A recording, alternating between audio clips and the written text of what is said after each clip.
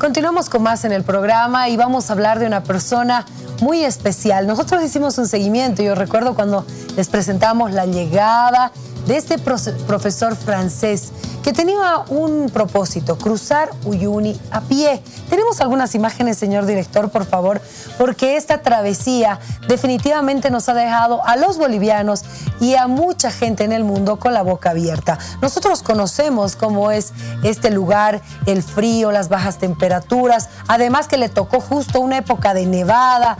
Realmente para nosotros es un placer contar con la presencia del profesor francés Albo Tessier. Bienvenido, profesor, qué gusto tenerlo acá. Merci beaucoup. Muchas gracias. Está con nosotros Elis Gadia, que es traductora. Bienvenida, también gracias por acompañarnos en la entrevista y ayudarnos a conocerlo más. Muchas gracias.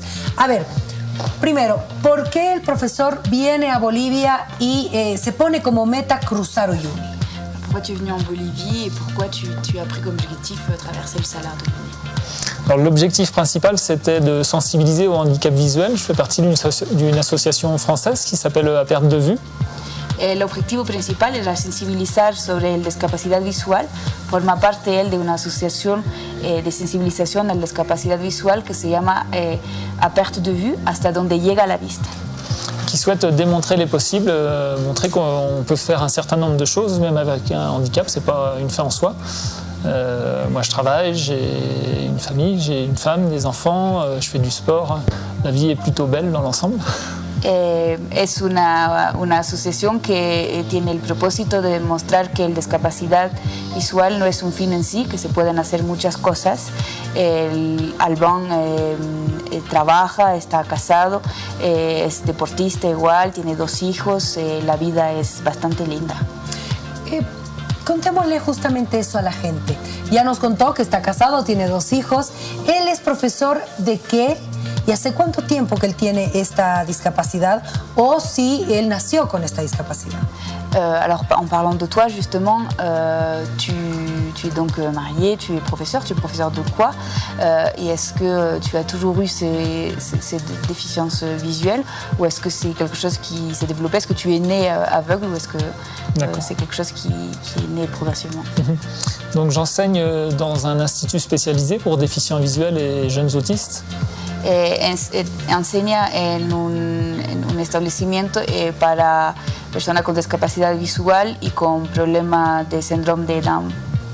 L'informatique adaptée, le braille et puis pour les jeunes autistes, plus sur l'enseignement général pour qu'ils soient plus à l'aise dans leur quotidien. Entonces enseña, digamos, el informático adaptado para personas con discapacidad visual y adaptado igual con el tipo de público que haya en este establecimiento. Quant à mon handicap, en fait, il s'est déclaré à l'âge de 16 ans, c'est une maladie génétique. Y con respecto a su discapacidad visual, es algo que se fue declarando cuando él tenía 16 años, es una enfermedad genética. Qui est dégénérative, donc depuis un certain nombre d'années, depuis l'âge de mes 16 ans, en fait, la vision s'est dégradée avec le temps.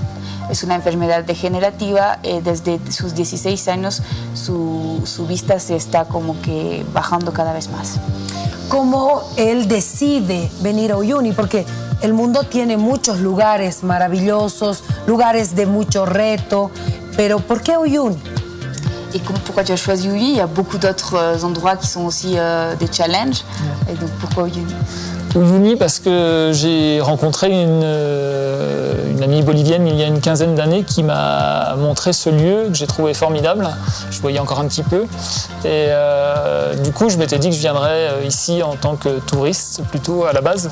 Es que hace 15 años tiene una amiga boliviana que le habló del Salar de Uyuni, que le mostró foto y le pareció un lugar increíble y en este momento él, bueno, tenía una vista normal en este momento y entonces pues tenía la idea de venir como turista. Il s'avère que l'association À Perte de Vue avait un projet avec mon ami Michel de réaliser la traversée du désert tunisien en autonomie. Y con su asociación tenía un amigo, Michel, que tenía el objetivo de cruzar el desierto en Tunisia, igual como un tipo de reto. Mon ami est décédé et donc pour réaliser en fait ce qu'il avait commencé à mener, on a joint les deux projets.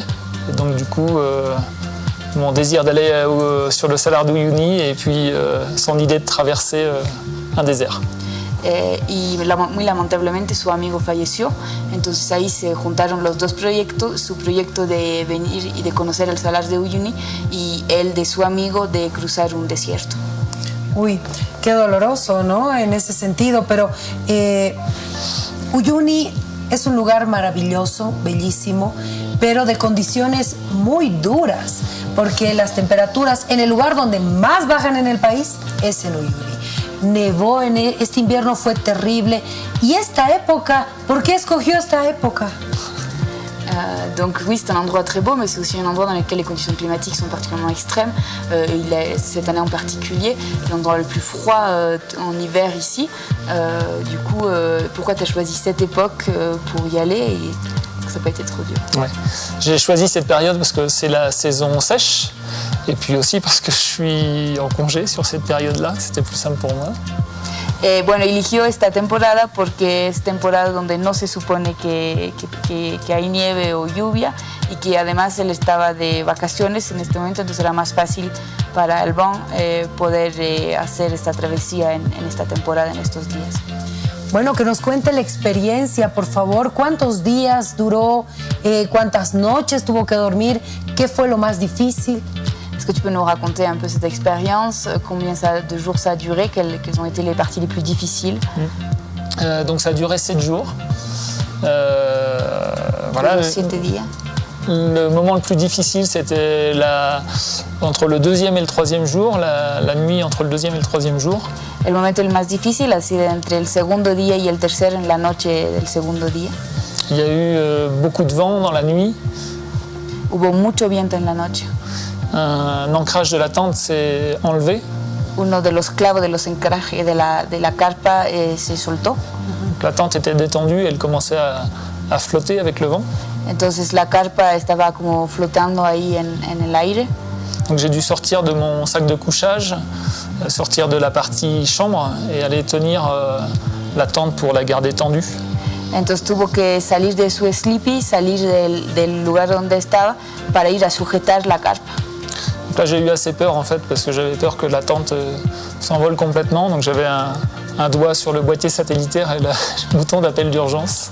Entonces tuvo bastante miedo y ahí tenía una mano sujetando a la carpa y la otra en el teléfono satelital cerca del botón de llamada de emergencia. Donc j'ai tenu jusqu'à 4h du matin comme ça et puis après ça s'est calmé, je suis allé me coucher. Y estuvo ahí hasta las 4 de la mañana y cuando se calmó un poco se pudo volver adentro a descansar. Et après, il y a eu la neige jusqu'à 14h. Y después nevó hasta las 2 de la tarde del día siguiente. Je tapais sur la tente, il y avait beaucoup de neige sur la tente, donc elle s'affaissait. Y entonces tenía que dar golpe en la carpa porque por el peso de la nieve la carpa se estaba empezando a caer. Donc je tapais dessus pour faire tomber la neige.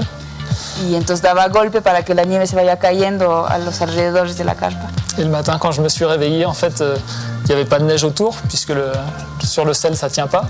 Y cuando se levantó no había nieve en ningún lado en el salar, porque sobre el sal, digamos, la nieve no resiste.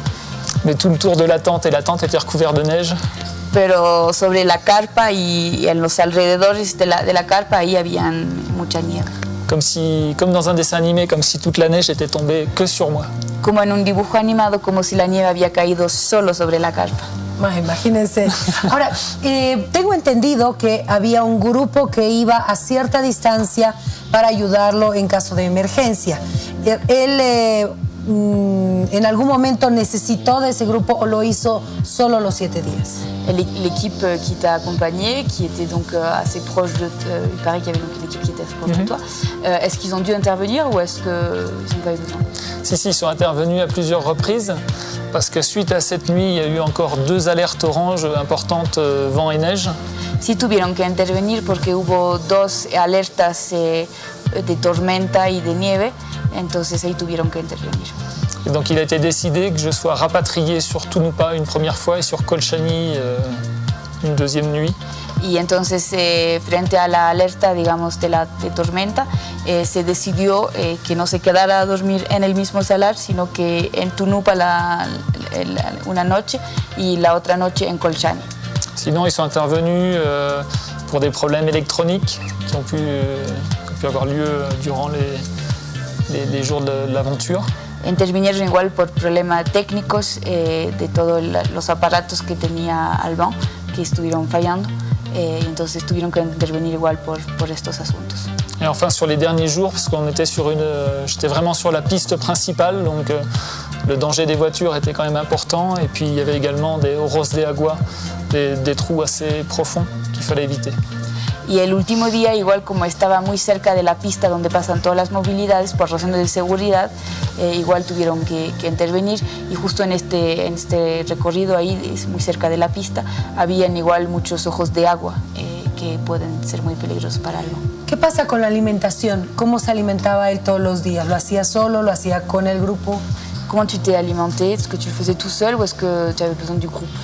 Alors, il y a eu l'alimentation lyophilisée avec un réchaud à gaz. Tenía su alimentación deshidratada con una pequeña hornillita que se puede trasladar fácilmente. Et puis quelques fois où j'ai pu déjeuner avec le groupe, puisqu'ils intervenaient. Donc, Y algunas veces cuando el grupo intervino, ahí sí le llevaba igual comida. Ahora, esta actividad de retos, de mostrarle al mundo que una persona, aunque no tenga una vista, puede lograr muchas cosas, ¿lo hace siempre o esta es la primera vez? Ce type de challenge, est-ce que c'est la première fois que tu le fais ou est-ce que tu en as déjà fait d'autres? Non, c'est la première fois. Es la primera vez. ¿Y tiene pensado hacer más cosas? Et est-ce que tu as d'autres objectifs, d'autres challenges que tu penses réaliser? Non, pour le moment, je vais profiter de ma famille. Ça a été 3 ans d'investissement important, avec beaucoup de sacrifices au niveau familial. Donc, je vais retourner auprès de ma femme, mes filles, ma mère, mes frères, mes proches. No, por ahora no tiene otros desafíos planificados. Quiere dedicar tiempo a su familia, que igual durante los 3 años que se ha dedicado a la preparación de esta travesía, tuvo que sacrificar igual bastante tiempo con su familia, entonces quiere pasar tiempo con sus 2 hijas, su esposa, su mamá, sus hermanos y sus amigos. ¿Cómo se preparó? 3 años se preparó para venir a Uyuni. Sí. ¿Cómo fue la preparación? Comment a été la préparation? Alors il y a eu plusieurs phases. Il y a eu une première phase de recherche documentaire sur la géologie, sur la météo. J'ai travaillé un peu avec l'agence météo bolivienne. En la primera fase él miró bastante documentales sobre Bolivia, sobre la geología, sobre esta región, y luego igual con la agencia de clima de acá de Bolivia miró bastante cuál era el clima en esta región. J'ai recherché des personnes aussi qui avaient pu faire cette traversée, notamment un Belge, Louis-Philippe Long, qui avait fait le Coipassa plus Uyuni, qui m'a donné pas mal d'informations, donc plusieurs retours d'expérience d'autres personnes aussi. Buscó personas que igual habían hecho este tipo de experiencia, de lo cual Louis-Philippe Long, que es un belga que igual ha cruzado el Salar a pie y con lo cual Alban ha podido compartir. Après, il a fallu définir tout le matériel nécessaire. Y luego se tuvo que definir toda la lista del material que era necesario para esta travesía. Y físicamente también, me imagino. Et physiquement aussi, tu as dû t'entraîner. 3 ans de préparation physique, parce qu'au départ, je ne faisais pas de marche, je faisais plutôt du vélo, donc il a fallu que je me prépare à la marche. Durante 3 años sí se ha ido acostumbrando, ensayando, digamos, a lo que es la caminata. Solía hacer bici, pero no tanta caminata, entonces pues ha ido ensayando, digamos. ¿Y la altura del lugar? Et l'altitude. L'altitude, ça c'était l'inconnu en fait. Esto era una incógnita. Par contre, il y a eu un gros travail logistique qui a été réalisé par l'agence Gaston Sacaz, qui a préparé depuis un long moment tout ce qui pouvait se faire autour de l'équipe d'intervention et puis de la préparation, aussi bien la semaine d'acclimatation précédant l'aventure et puis la semaine de repos après.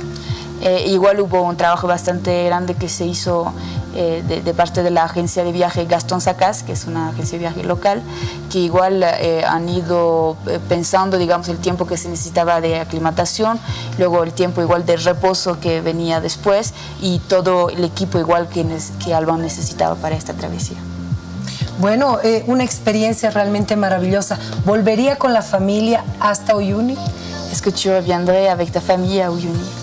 Ah bah, volontiers, sauf que ma femme ne prend pas l'avion. Donc... Con todo gusto, pero su esposa no toma el avión, entonces sería complicado. Difícil, entonces. Sí. Bueno, tengo entendido que fue a Sucre, a Potosí, en la ciudad, ha recibido muchos reconocimientos. ¿Cómo se siente él por eso? Donc tu es allé à Sucre, à Potosí, et tu as reçu beaucoup de prix, de reconnaissance. Comment est-ce que tu te sens par rapport à tout ça? Bah, c'est un véritable honneur. Hein. Je suis reconnaissant de cet engouement, en tout cas, autour de cette aventure.